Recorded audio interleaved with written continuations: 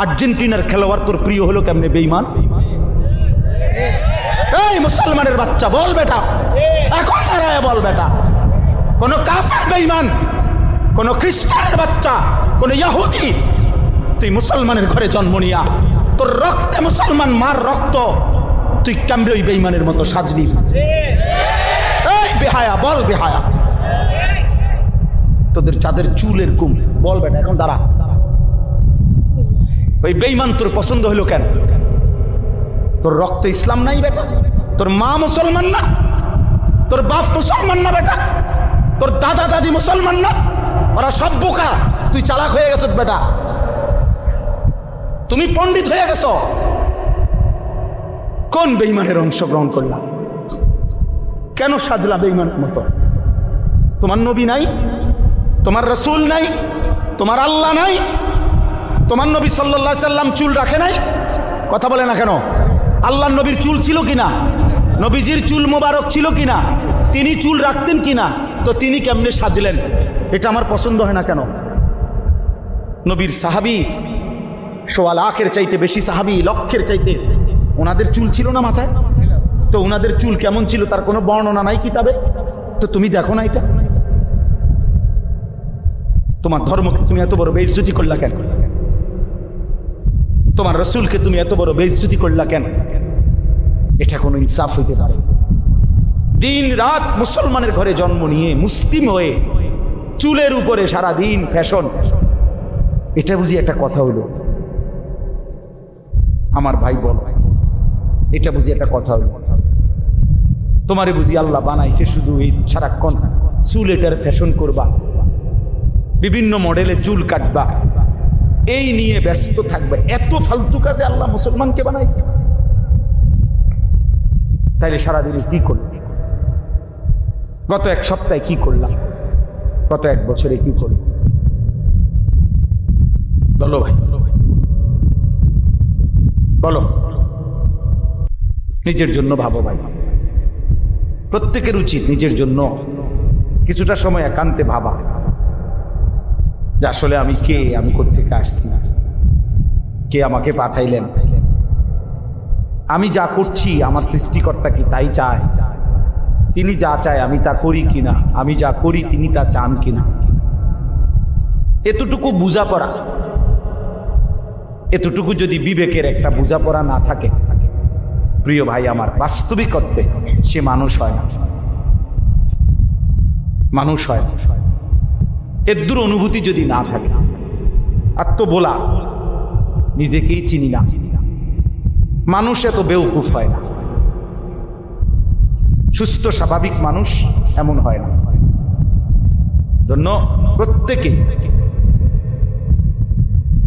নিজের জন্য একান্ত ভাবা উচিত। ইয়া আইয়ুহাল্লাযীনা আমানু আলাইকুম আনফুসাকুম, কোরআনুল কারীমের মধ্যে আছে, আল্লাহ তাআলা বলেন, হে ঈমানদারগণ, তোমরা প্রত্যেকেই নিজেকে আঁকড়িয়ে ধরো। আলাইকুম আনফুসাকুম, আলজিমু, আলাইকুম অর্থ নিজেকে মজবুতভাবে ধরো, নিজেকে গড়ো, নিজের দিকে খুব নজর দাও। তাহলে মানুষের সেবা, মানুষের কল্যাণ, এটা নিঃসন্দেহে ভালো কাজ, কিন্তু নিজেকে না ভুলে যাওয়া এটা অনেক বড় বোকামির কাজ। উনি তো মাশাআল্লাহ সর্দার সাহেব, মাতবর সাহেব, বিকাল 3টা থেকে রাত 10টা পর্যন্ত বিরাট বড় মেল করে দরবার করে এই 4 হাত রাস্তা অথবা 1 হাত রাস্তা এই বাড়ির বাইর করে দিছে। মাশাআল্লাহ ভালো কাজ করছে, কিন্তু আসরের নামাজও পড়ে নাই, মাগরিবও পড়ে নাই, এশার নামাজও পড়ে নাই। এত ভালো ভালো না, এত ভালো কি আপনারা এত ভালো করতে কইছেন? নিজের নামাজ ভুলে গেলেন, নিজের আখিরাত ভুলে গেলেন, এটা নিঃসন্দেহে বোকামি ছাড়া কিছু। স্ত্রী সন্তানের জন্য, ছেলে মেয়ে বউ বাচ্চার জন্য এই পরিমাণ মাথার ঘাম পায়ে ফেলাইল, রাত দিন কষ্ট করছে 40 বছর, কিন্তু হালাল না হারাম, জায়েজ না না জায়েজ, এইটার কোনো ধার ধারে নাই।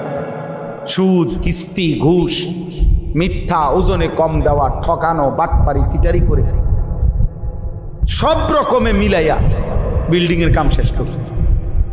30 শতক জায়গা দিয়ে একটা বাড়ি করছে এবং উত্তর দিচ্ছে, নিজে নিজে বলে যে সংসারের জন্য জীবনটা শেষ করছে। এমন জীবন আমাদের শেষ করতে আল্লাহ বলে নাই, ইসলাম বলে নাই, পৃথিবীর কেউ বলে নাই।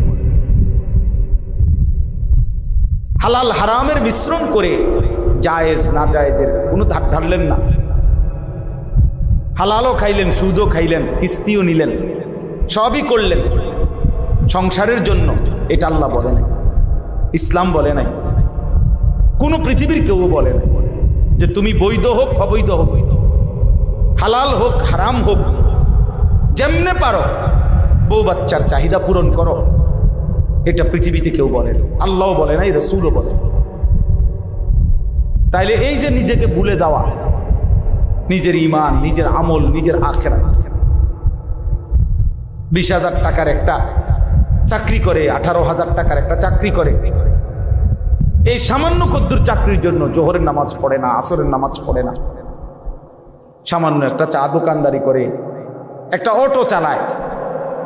আহা মুসলমান, এই সামান্য কদ্দুরের জন্য এক ওয়াক্ত নামাজ পড়ে না, কিন্তু উত্তর দিতেছে যে এই কষ্ট করতেছি, রোদে পুড়তেছি, গামে ভিজতেছি, বৃষ্টিতে ভিজতেছি হুজুর সংসারের জন্য, বউ বাচ্চা।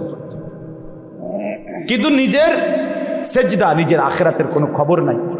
নিঃসন্দেহে এই লোক আহাম্মক আর বোকা ছাড়া আর কিচ্ছু। তুমি বেওকুফ বেটা, আহাম্মক, তুমি নিজেকে ভুললা কেন? আল্লাহ তাআলা বলছে আলাইকুম আনফুসাকুম আলজিমু আনফুসাকুম। ঈমানদার মুমিন নিজেকে মজবুত ভাবে ধরো। ইয়া আইয়ুহাল্লাযীনা আমানু কু আনফুসাকুম ওয়া আহলিকুম নারা। আল্লাহ বলছে হে ঈমানদার, নিজেকে জাহান্নামের আগুন থেকে বাঁচাও এবং পরিবারের সদস্যদেরকে জাহান্নামের আগুন থেকে বাঁচাও। দেখেন আল্লাহ আলাদা করে বলছে, পরিবারের সদস্যদেরকে জাহান্নামের আগুন থেকে বাঁচাও সেটাও বলছে, আবার আলাদা বলছে নিজেকে জাহান্নামের আগুন থেকে বাঁচাও। কু আনফুসাকুম আগে এটা বলছে। অর্থ কি? অর্থ হইল জীবন চলার পথে যদি কখনো এমন হয় যে স্ত্রী সন্তানও আর আল্লাহকে মানে না, নামাজ পড়ে না, সেজদা দেয় না, হাজার চেষ্টার পরেও, হাজার বলার পরেও ঘরের মানুষগুলো আর আল্লাহ খোদা আখিরাত মানে না, আল্লাহ বলতে চাচ্ছে বান্দা তখনও মোমেন তুমি নিজের একা হলেও নিজের জাহান্নামের আগুন থেকে বাঁচো। একা হলেও জাহান্নাম থেকে বাঁচতে হবে, একা হলেও একাই যুদ্ধ করতে হবে। এই কাজেই নিজেকে ভুলে যাওয়ার কোনো সুযোগ নেই। হাদিসের মধ্যে আছে, ওই ভাই তোমরা এই অটো থেকে নামো, নামো মিয়া, এত এত জমিদারি স্টাইলে ওয়াজ হলেন।